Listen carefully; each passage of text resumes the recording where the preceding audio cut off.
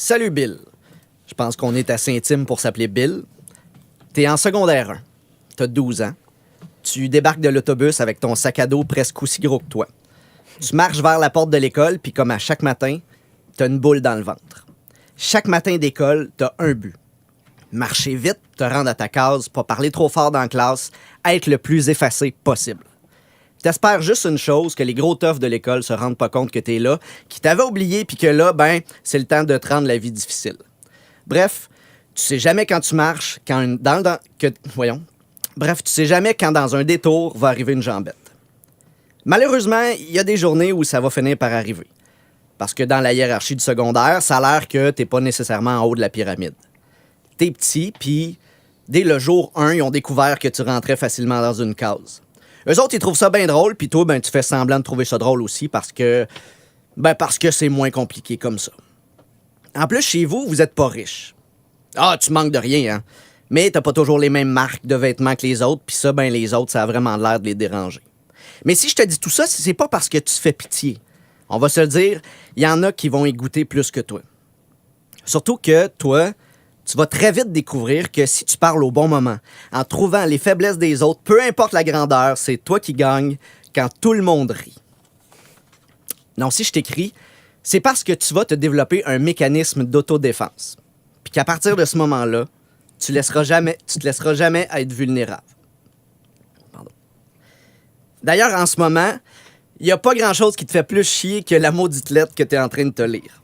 Parce que c'est à des kilomètres de ce que t'es. Fragile puis sérieux. Malheureusement, en regardant derrière toi, tu vas réaliser une chose, c'est que tu as plein de souvenirs, mais que tu les as pas vraiment vécus complètement. Voyage, amour, spectacle. Au lieu d'en profiter à 100%, tu vas toujours être dans ta tête à te demander qu'est-ce qui s'en vient, comment je peux le contrôler, puis qu'est-ce qui pourrait virer mal. Même dans les plus grands bonheurs, tu vas trouver moyen de te dire que faut pas que tu en profites, qu'il doit y avoir une pogne, que quelque chose va t'attendre dans le détour pour te faire une jambette.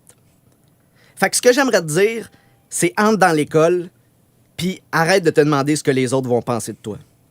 Entre dans l'école, puis sois toi-même. Porte le linge que tu veux.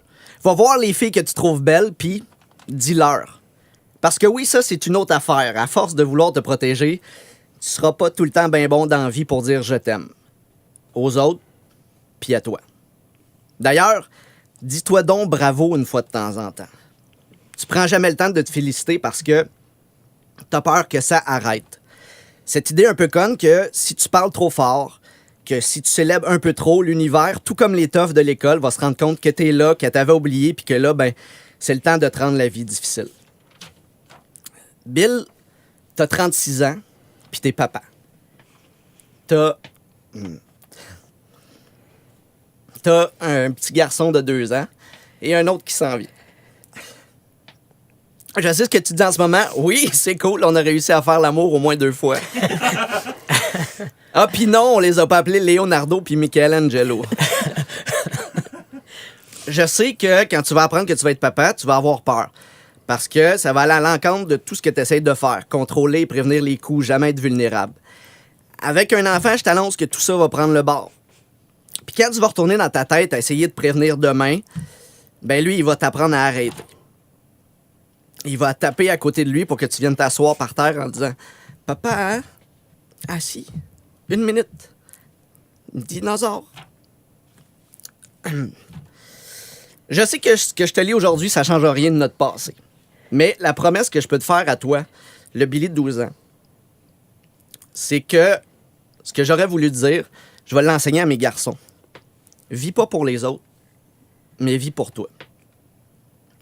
Mon Bill, puis bravo pour tout ce qui s'en vient. PS. Je sais que ce soir, pour t'endormir, tu vas écouter ton Walkman. T'as pas le choix de t'occuper de ton cerveau pour arrêter de t'inquiéter pour demain. Comme à peu près chaque soir, tu vas écouter l'album du peuple de François Pérusse. T'as pas idée à quel point c'est ironique, mais ça, je te laisse le découvrir.